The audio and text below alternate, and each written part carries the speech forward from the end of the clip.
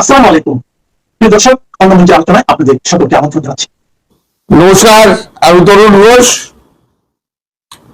কালকে যে ঘটনাবলী ঘটলো তাতে একটা জিনিস পরিষ্কার হয়ে গেছে যে শেখ হাসিনাকে কোনো মতেই অ্যাকসেপ্ট করতে চায় না বাংলাদেশ।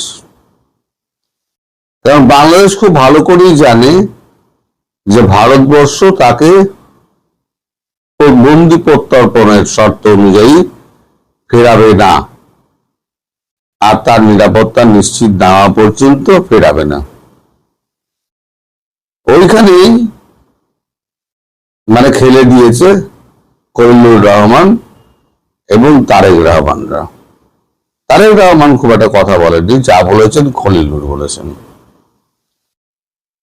এখন এর মধ্যে আর একটা অঙ্ক আছে, সেটা হচ্ছে দেশের মানুষ যারা ভোট দিয়েছে, যারা ভারত বিরোধী, যদি শেখ হাসিনাকে ফিরিয়ে নেয় তাহলে তারা বিএনপির বিপক্ষে চলে যাবে। আবার যদি শেখ হাসিনা ফিরে আসেন, আওয়ামী লীগ দলে দলে মাঠে নেমে যায়, তাহলে একটা রক্তক্ষয়ী সংগ্রামের একটা আশঙ্কা রয়েছে। আর তিন হচ্ছে শেখ হাসিনাকে নিয়ে সিদ্ধান্তে আমরা কি বলবো, এটা দোলাচল, সিদ্ধান্তহীনতায় ভুগছে যে কি করা যায়। ভারত যে প্যাচটি মেরে রেখে দিয়েছেন এবং শেখ হাসিনা যে ঘোষণাটি করে রেখে দিয়েছেন, সেখানে তার ওই বেড়া জাল থেকে উদ্ধার পাওয়ার কোনো রাস্তা কিন্তু এখন বিএনপি সরকার দেখতে পাচ্ছে না।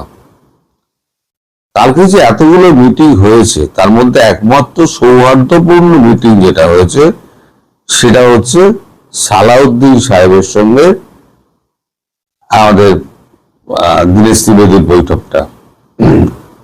এছাড়া খলিলুরের সঙ্গে একান্ত বৈঠকে খলিলুর অত্যন্ত চেঁচামেচি করেছেন, খুব অভদ্র ব্যবহার করেছেন। খলিলুর কূটনৈতিক পোস্টে বসে, উনি তো কূটনীতিক নন, উনি কূটনৈতিক পোস্টে বসে যে ব্যবহার উনি করেছেন একান্তে, ওয়ান টু ওয়ান বৈঠকে, এবং তারপরে তারেক রহমানের এখানে এসে তিনি যেভাবে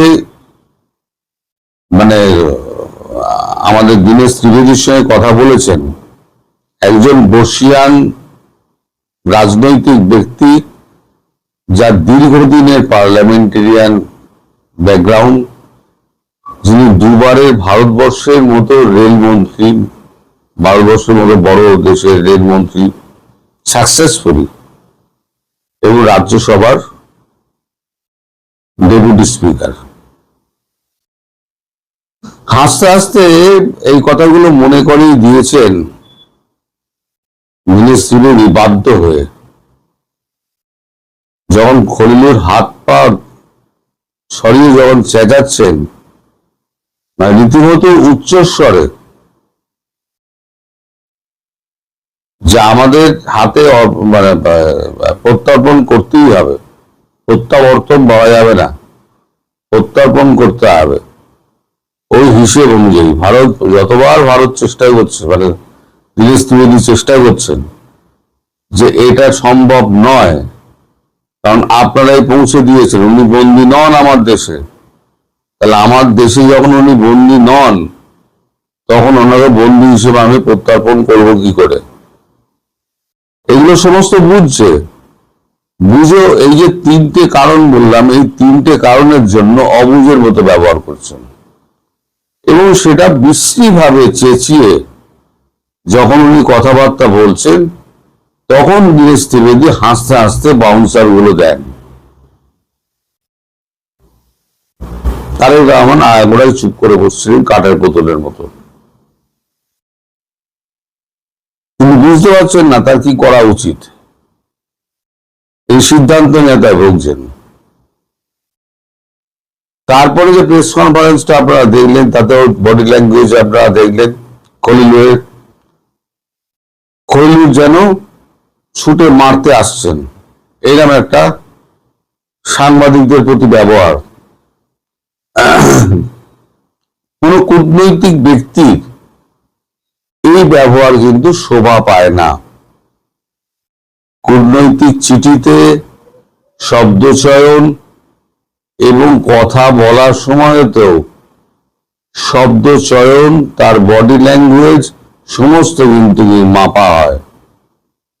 এখানে উনি যা করেছেন সেটা সৌজন্যতার মধ্যে পড়ে না। মোটামুটি আমার যা আন্ডারস্ট্যান্ডিং, এই মিটিংয়ে থেকে অনেকে অনেক কথা বলছেন, আমার যা আন্ডারস্ট্যান্ডিং, তারেক রহমান ভারতবর্ষে আসছেন না, আমার যা আন্ডারস্ট্যান্ডিং।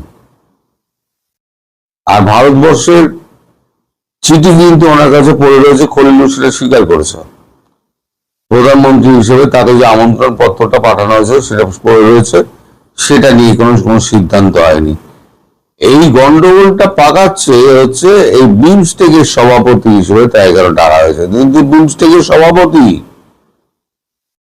একটা আলাদা প্ল্যাটফর্ম, সেটা যেটা হচ্ছে ব্রিক্স, সেই ব্রিক্সটাকে ব্রিক্সে ওআইসি কে ডাকা হচ্ছে, G7 কে ডাকা হচ্ছে, G20 কে ডাকা হচ্ছে, তারপর আপনার আরো যে সমস্ত বিভিন্ন সংগঠন গুলো আছে তাদের সভাপতিদের ডাকা হচ্ছে, ওনারাও ডাকা হয়েছে। তাই তো প্রধানমন্ত্রীকে ডাকা হয়নি, সভাপতি যে আছেন সে সভাপতিকে ডাকা হয়েছে। সভাপতি প্রধানমন্ত্রীর সভাপতি হন। পরের বছর যখন উন্নত হবে তখন ভারতের সভাপতি লিখবে নির্দেশ হবে, তখন মাননীয় প্রধানমন্ত্রী নরেন্দ্র মোদী লিখবেন না। এই সরল সত্যটা বুঝতে পারছেন। কিন্তু হাসিনাকে নিয়ে প্যাঁচটা লাগিয়ে ধান্দা হচ্ছে হাসিনাকে আমরা ফিরতে দেব না, এবং হাসিনাও এ করে রয়েছেন যে উনি ফিরবেন। কালকে এই বৈঠকের পর তড়িঘড়ি উনি দিল্লি চলে এসছেন। আজকে উনি সব ব্রিফিং টিফিং যা করার আজকে উনি করবেন। এবারে আমার মনে হয়, আমার মন বলছে এবার সত্যি মিথ্যা হবে কিনা আমি জানি না, এবার যাবেন কিন্তু জয়শঙ্করজি। হয় জয়শঙ্করজি যাবেন আর নইলে অজিত দোভাল যাবেন, দুজনের একজন তো যাবেনই। আর তখনই বোঝা যাবে কার কলজেতে কত দম। তিনি অত্যন্ত ঠান্ডা মাথার মানুষ, অত্যন্ত শান্ত ভাষায় কথা বলেন। আপনারা দেখেছেন যেটুকু ফুটেজ আপনারা দেখেছেন, ওখানে খুব সৌহার্দ্যপূর্ণ পরিবেশের মধ্যে দেখা হয়েছে, তারপর তো অফ করে দেওয়া হয়েছে। তারপরে সাংবাদিকদের সঙ্গে কথা যখন বলেছেন, উনি প্রত্যেকটা কথা কিন্তু পাকা কূটনৈতিক ব্যক্তির মতো কথা বলেছেন যে আমরা খুব পজিটিভ। যে কথাটা বলা হয়ে থাকে, আমরা খুব পজিটিভ, এবং আমার মনে হয় এমন কিছু নেই যে আলোচনার মাধ্যমে সমাধান হতে পারে না। উনি ওনার বক্তব্যটা পরিষ্কার জানিয়ে দিয়েছেন, হ্যাঁ হলে হলো, না হলে হলো না। আমি পজিটিভ ছিলাম, নেগেটিভ হয়ে গেছে, কি করা যাবে। কিন্তু এবার যে ঘটনাটা ঘটবে আমি আপনাদের বলে দিচ্ছি, এবার জয়শঙ্করজি যাবেন নইলে অজিত দোভাল যাবেন, এবং কার কত দম তখন কিন্তু বোঝা যাবে। আর এই যে আমাদের পরাগ জৈন গেছেন, পরাগ জৈনকে আমাদের যে সেনা অফিসাররা যারা গেছিলেন এর আগে, তারা যে সমস্ত কাগজপত্র দিয়ে এসেছিলেন সেই ব্যাপারে কি কথাবার্তা হয়েছে, কতদূর এগিয়েছে, সেগুলো আরো বিস্তার লাভ করেছে কিনা, সেইগুলো দেখার জন্য এখান থেকে চিঠি পাঠানো হয়েছিল। সেই চিঠির প্রত্যুত্তরে এখন ডিজিএফআই চিঠি পাঠিয়ে তাদের আমন্ত্রণ জানিয়েছে, আপনারা আসুন, এসে দেখুন আমরা কিছু ব্যবস্থা নিয়েছি কিনা। হয়তো কিছু ব্যবস্থা নিয়েছেন, টেম্পোরারি হয়তো উচ্ছেদ করে দিয়েছেন, করে দিয়ে দেখাবেন, তবু দেখাতে পারবেন? যদিও স্যাটেলাইট মারফত আমরা সব দেখতে পাচ্ছি কোথায় কি করছে না করছে, তবুও একটা জেস্টার দেখিয়েছে, ডিজিএফআই একটা জেস্টার দেখিয়েছে। কারণ ডিজিএফআই ডিজি আমাদের সস্ত্রীক এসছেন ভারতবর্ষে, তিনি কিন্তু সমানভাবে আপ্যায়িত হয়েছিলেন, তাকে প্রচুর সম্মান দেওয়া হয়েছিল, এবং তিনি কলকাতায় দিল্লিতে কিন্তু প্রচুর কেনাকাটা করেছেন। তার স্ত্রী, তিনি এদিকে মিটিং করছেন, তার স্ত্রী কিন্তু নিরাপত্তা রক্ষীদের নিয়ে প্রচুর কেনাকাটা করেছেন। আমাদের সঙ্গে পিপুল টু পিপুল কানেকশন খুব ভালো। মধ্যিখানে রাজনৈতিক দলগুলো এসে আর এই যে মৌলবাদী গুলো এসে, এরা এসে পুরো ব্যাপারটাই ঘেঁটে দিয়েছে। মোট কথা আমার যে আন্ডারস্ট্যান্ডিং আমি আপনাদের বললাম যে আর আসবে না তারেক রহমান। উনি অন্য কারণ দেখিয়ে, কালকেও আমি বলেছি একটা কিছু কারণ দেখাবেন। আজকে আমার মনে হচ্ছে, আমি স্থির বিশ্বাসে পৌঁছেছি যে উনি আসবেন না, উনি অন্য কোথাও চলে যাবেন, জাপান টাপান, কোরিয়া এইসব জায়গায় চলে যাবেন। অনেক জায়গায় আমন্ত্রণ রয়েছে, তো কোনো একটাই চলে যাবেন। দেখা যাক আজকে দিল্লিতে কি খবর হয়, দিল্লিতে কি রিপোর্ট করা হয়, এবং তারপর কার যাওয়ার সিদ্ধান্ত হয় সেটাও সম্পূর্ণ জানা যাবে। আপনারা সবাই ভালো থাকবেন, সুস্থ থাকবেন এবং সাবধানে থাকবেন। নমস্কার। আসসালামু আলাইকুম রহমতুল্লাহি ওয়া বারাকাতুহু। সম্মানিত দর্শক, আওয়ামী লীগের তরুণ নেতাদের মধ্যে যে কজন বেশ আলোচিত, কারো কারো কাছে হয়তো সমালোচিত, তাদের মধ্যে জনাব রাশেক রহমান ইদানিংকালে বেশ আলোচনার ঝড় তুলেছেন। তিনি বিগত নির্বাচনে, অর্থাৎ 2024 সালে যে নির্বাচনটি হলো, যেটিকে বলা হয় কি বলবো, ওটা কি আমিডামি নির্বাচন ছিল, হয়তো আমিডামি নির্বাচন। তো সেই আমিডামির নির্বাচনে তিনি একজন প্রার্থী ছিলেন, আর তার বাবা দীর্ঘদিন ওখানে সংসদ সদস্য ছিলেন এবং আওয়ামী লীগের কোষাধ্যক্ষ ছিলেন। একসময় সেই সিভিল সার্ভিসের কর্মকর্তা এইচ.এন. আশিকুর রহমান, তার দাদা, আত্মীয় স্বজন, এরা মানে ওই উত্তরবঙ্গের খুব এলিট পরিবারের সন্তান। বাংলাদেশের যত বিখ্যাত পরিবার পরিজন আছে সবাই তাদের আত্মীয় স্বজন। আর এইচ.এন. আশিকুর রহমান সাহেব, উনি নিজে ব্যবসা বাণিজ্য করতেন, আমদানি রপ্তানি থেকে শুরু করে যেটা ইন্টারন্যাশনাল ট্রেডিং ব্যবসা বলা হয়, সেই ইন্টারন্যাশনাল ট্রেডিং ব্যবসাতে বাংলাদেশের অন্যতম পুরোধা তিনি ছিলেন। অর্থাৎ অর্থনৈতিকভাবে অত্যন্ত সচ্ছল একটি পরিবার। তাদের সঙ্গে একটা সামাজিক, উত্তরবঙ্গের যে একটা সামাজিক সম্পর্ক, সে ব্রিটিশ জমানা থেকেই তাদের ছিল। তার দাদা রাজনীতিবিদ ছিলেন, নানা, দাদা, খালু, পরিবারের সবাই রাজনীতিবিদ, আমলা কামলা। ফলে কি হলো, রাশেক রহমান যখন তরুণ, তো এই তরুণ হওয়ার ফলে আওয়ামী লীগের মধ্যে যারা মোটামুটি এলিট, যারা একটু ধরেন ভালো পোশাক পরে, স্টাইলিশ কথাবার্তা বলে, ভালো গাড়িতে চলে, মার্সিডিজ বেঞ্জ, বিএমডব্লিউ এই ধরনের গাড়িতে চড়ে, এরকম অল্প কয়েকটি পরিবার, যেমন ধরেন সেই চট্টগ্রামের আখতারুজ্জামান বাবু সাহেবের পরিবার, যেটা জাভেদ ভূমিমন্ত্রী হয়েছিল, জাভেদের পরিবার। তারপরে ধরুন এই আন্দালিপ রহমান পার্থ, যদিও সে বিএনপির পরিবার, মানে আওয়ামী লীগ পরিবারের নয়, কিন্তু আওয়ামী লীগের আত্মীয় স্বজন হওয়ার কারণে, শেখ হেলালের জামাই হওয়ার কারণে তাকে ওই অর্ধেক আওয়ামী লীগ, অর্ধেক বিএনপি, অর্ধেক বিজেপি এরকম মনে করা হয়। তারপরে সালমান এফ রহমান সাহেবের ছেলে শায়ান রহমান,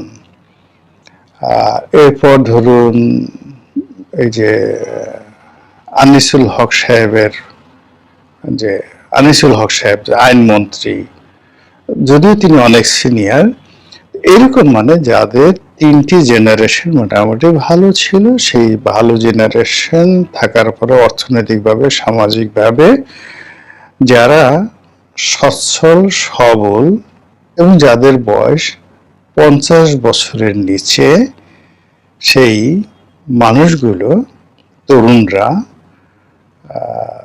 সেই 2009 সালের পর থেকে যারা মিডিয়াতে এসে দলের পক্ষে কথাবার্তা বলছেন, তাদের মধ্যে রাশেক রহমান অন্যতম।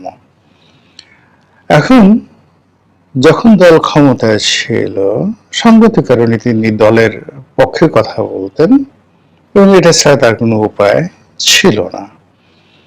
কিন্তু তিনি পক্ষে যে কথাগুলো বলতেন, সেই কথাগুলো বলতে গিয়ে তার যে অ্যাটিটিউড, বডি ল্যাঙ্গুয়েজ, এটা মানে আওয়ামী লীগের অন্য লোক আছে, তার প্রতিপক্ষ যারা আছে, তারা আসলে পছন্দ করতেন না। কারণ হলো আমাদের দেশের তো মানে বেশিরভাগ মানুষ প্রান্তিক জনগোষ্ঠীর, সেখান থেকে উঠে এসে অনেকে নেতা হন। তো তারা যে ধরনের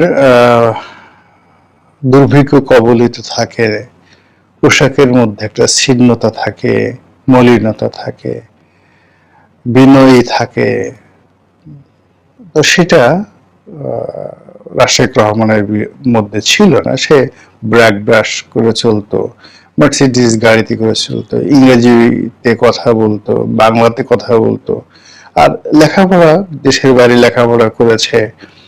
এর বাইরেও অন্য বইপত্র পড়ে তার কাছে প্রচুর রেফারেন্স ছিল, ফলে তার সঙ্গে যারা কথাবার্তা বলতে আসতো, তিনি হয়তো বিনয় দেখিয়ে অনেক জিনিসগুলো মানে মেনে নিতে পারতেন, কিন্তু সেটা আগে তিনি রিভোল্ট করতেন। তার ছেলে গোড়ার দিন তুমি কি জানো, এটা জানো। ফলে এই জন্য সে আওয়ামী লীগ জমানাতে আওয়ামী লীগের যারা প্রতিপক্ষ, তারা তাকে রীতিমতো বেয়াদব হিসেবে মনে করতো, যে এটা একটা জাত বেয়াদব। এখন পট পরিবর্তনের পরে রাশেক রহমান তিনি দেশের বাইরে আছেন, আমেরিকাতে আছেন। তো আমেরিকাতে থেকে তিনি বক্তব্য দিয়ে যাচ্ছেন এবং সেই বক্তব্যগুলো নির্মম, নিষ্ঠুর এবং আওয়ামী লীগের বেশিরভাগ লোকের জন্য রীতিমতো অবমাননাকর। তিনি বিভিন্ন সামাজিক প্ল্যাটফর্মে যারা সাক্ষাৎকার নিচ্ছেন, তাদের মধ্যে শারমিন চৌধুরী আছেন, একসময় ডিবিসি নিউজে ছিলেন,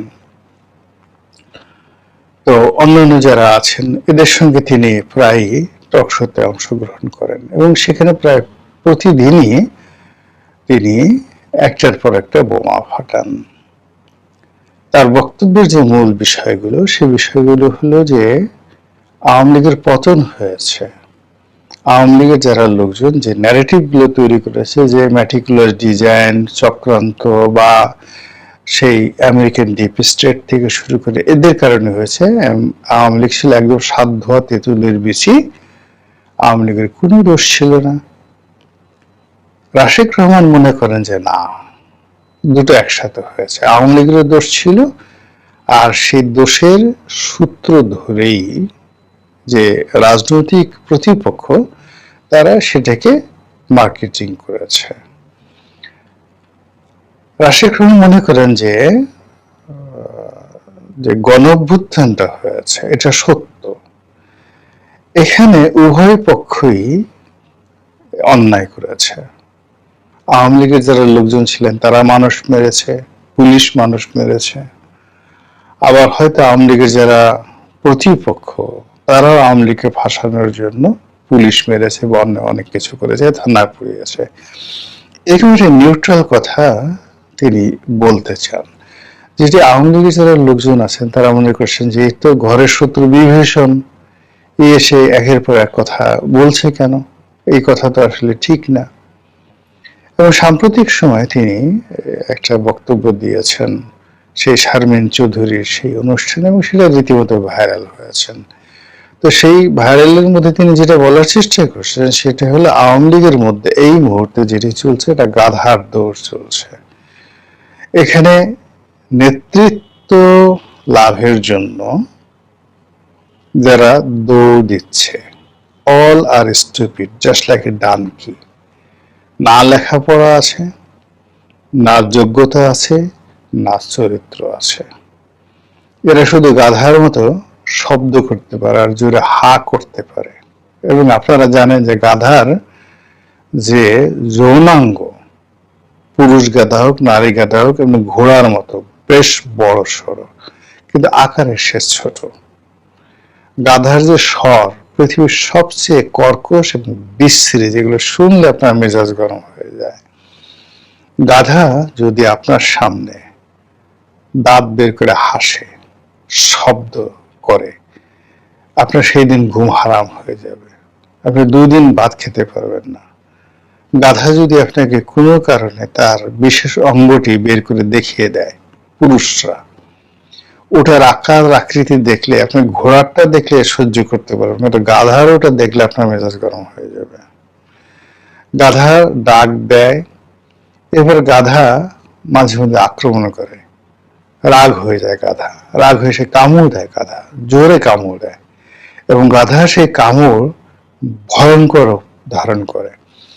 ফলে স্বয়ং আল্লাহ রাব্বুল আলামিন মানে যখন বিরক্ত হয়ে গেছেন, আল্লাহ কোনো কাউকে, তার কোনো গুনাহগার বান্দাকে তিনি যখন মেনশন করতে চান, উল্লেখ করতে চান, তখন তাকে গাধার সঙ্গে তুলনা করেন যে তার কণ্ঠস্বর গাধার মতো কর্কশ। কিন্তু গাধার যদি আপনি জেনেটিক বিষয়গুলো আপনি বিচার করেন, বিশ্লেষণ করেন, আমি যে কথাগুলো বললাম যে তার কণ্ঠস্বর বিশ্রী, সে দাঁত বের করে যখন ভেংসি মারে খুব খারাপ, কামড় দেয় আরো খারাপ, সে যখন তার বিশেষ অঙ্গগুলো প্রদর্শন করে, বের করে, এবং যত্রতত্র, মানে দুটো প্রাণী আছে তাদের এই যৌনতা একেবারে অশ্লীল পর্যায়ে। একটা হলো কুকুর, হলো 1 নম্বরে, এর কোনো লজ্জা শরম নেই, আর গাধা। তো রাশিক রহমান যেটা বলার চেষ্টা করছে যে এখন আওয়ামী লীগের যারা নেতৃত্ব দিচ্ছে বা নেতৃত্ব দেওয়ার জন্য যারা দৌড়াদৌড়ি করছে, জাস্ট লাইক এ রানিং, কার আগে পৌঁছানো যায়, লন্ডন থেকে কে আগে দিল্লিতে আসতে পারে, আমেরিকা থেকে কে আগে দিল্লিতে এসে দেখা করতে পারে, কে কলকাতার বৈঠকে অ্যাটেন্ড করতে পারে, এই লোকগুলো গাধা। দে আর জাস্ট ডানকি, অন্য ভাষায় বলি স্টুপিড, নুইসেন্স অ্যান্ড ননসেন্স, এগুলো এক। ফলে আওয়ামী লীগের যাদের একটু বোধ বুদ্ধি আছে তারা তো মেজাজ গরম, এই ছেলে বেয়াদব, সে আমাদের কি সমস্ত গাধা বললো। 2 নম্বর হলো যে রাশিক যেটা বলার চেষ্টা করছে যে এই গাধা তারা দৌড়াচ্ছে, এখন কে ফার্স্ট হলো, কে সেকেন্ড হলো, কে রানার্স আপ হলো, কে ফেল করলো, যে পরাজিত হলো, ডাজ নট ম্যাটার, অল আর গাধা। যে দৌড়ে ফার্স্ট হলো, ফার্স্ট হয়ে সে নেতৃত্ব পেল, ও গাধা। যে পিছনে পড়ে রইলো, ফেল করলো, সেও গাধা। গাধার মধ্যে কে ফার্স্ট হলো, কে ফেল করলো, ডাজ নট ম্যাটার। এখানে তো কোনো আরবি ঘোড়া যাচ্ছে না, এখানে তো কোনো যাকে বলা হয় চিতাবাঘ যাচ্ছে না, দ্রুতগামী প্রাণী যাচ্ছে না, এখানে রয়্যাল বেঙ্গল টাইগারের কোনো প্রতিযোগিতা হচ্ছে না, এখানে সব গাধার দল এই কাজগুলো করছে। তিনি অনেকগুলো মানুষের নাম মেনশন করে, তিনি বাই নেমে না, আমরা যেগুলো বুঝতে পারি, তার বক্তব্যটা হলো ব্যবসার নামে, দল পরিচালনা করার নামে। পুরো আওয়ামী লীগের জামানাতে একটা বিরাট সিন্ডিকেট ছিল, এই সিন্ডিকেট পুরো আওয়ামী লীগের নেতৃত্বটিকে তারা ক্যাপচার করে রেখেছে। ওর বাইরে কেউ সাংগঠনিক সম্পাদক হতে পারেনি, ওর বাইরে গিয়ে আওয়ামী লীগের কোন জেলা পর্যায়ের উপজেলা পর্যায়ের নেতা হতে পারেনি। ফেলো মাল, ফেলো করি, ঢালো তেল, তারপরে নাও পুরস্কার। এইভাবে শুধুমাত্র কমিটি বিক্রি করে, এমনকি ছাত্রলীগের একটা জেলা পর্যায়ের কমিটিতে সভাপতি পদের জন্য নাকি 1 কোটি টাকা লেনদেন হয়েছে। এই জিনিসগুলো যারা পার্টির মধ্যে ভিতরে ছিলেন, এই রাশেক রহমানের মতো লোকজন, তারা তো যারা সাফারার, যাদের টাকার দরকার ছিল না, যারা 13-14 বছর বয়স থেকে বিএমডব্লিউ গাড়ি চালায়, তারা তো এই বিভিন্ন লেদু গেদু ধলা যারা দলের মধ্যে গর্ধ প্রকৃতির মানুষ, তারা অল অন এ সার্ডেন এইভাবে টাকা পয়সা হয়ে ঢাকাতে একটা ফ্ল্যাট কিনলো, নতুন পাঞ্জাবি কিনলো, তারপর হাতে সেই রাশেক রহমানরা যখন দেখছে যে এদের হাতে ঘড়ি পড়তে পারে না, অল অন এ সার্ডেন তারা দেখলো অনেকগুলো রোলেক্স ঘড়ি তারা পড়ছে। এবং এদের কারণে যখন এই রাশেক রহমানদের মতো এরকম হাজার হাজার মানুষকে দেশে এবং দেশের বাইরে পালিয়ে থাকতে হচ্ছে, তাদের বড় দোষ। আওয়ামী লীগ করছে, শেখ হাসিনা দোষর ছিলেন, ক্ষমতার যে কোনো সুযোগ সুবিধা তারা নেননি, তারা তো অস্বীকার করেন না, তারাও সুযোগ সুবিধা নিয়েছেন। কিন্তু তাদের বক্তব্য হলো, আমরা তো চুরি করিনি, ডাকাতি করিনি, লোন মানে টাকা মারিনি, সরকারের দেশে বিদেশে টাকা পাচার করিনি, আমরা তো অনেক আগের থেকে ধনী ছিলাম। কিন্তু এই বদমাইশগুলোর কারণে, গাধাদের কারণে এখন আমাদেরকে এই পালিয়ে বেড়াতে হচ্ছে। আপনারা ওই যে 3 ইডিয়টস সিনেমাতে দেখছেন, 3 ইডিয়টস সিনেমা অসাধারণ। তো সেখানে কারিনা কাপুর নায়িকা, তো তিনি তার যে হবু বর অসাধারণ ভাবে তাকে মানে গালি দিয়েছিলেন, খুব রাগ হয়ে। এত সুইট গালি আপনারা মানে হয়তো শুনেনি। গাধে গাধে মানে গাধা কোথাকার, নিজের যা মানে হবু বরকে বলে তিনি তার সাথে সম্পর্ক ছিন্ন করে ফেলেছিলেন। তো একইভাবে রাশেক রহমান চাচ্ছে যে ওই 3 ইডিয়টস এর কারিনা কাপুর যেভাবে তার হবু বরের যে গাধামি, ডানকি নেস যেটিকে বলা হয়, সেটা বুঝতে পেরেছিল এবং তার সঙ্গ ত্যাগ করেছিল।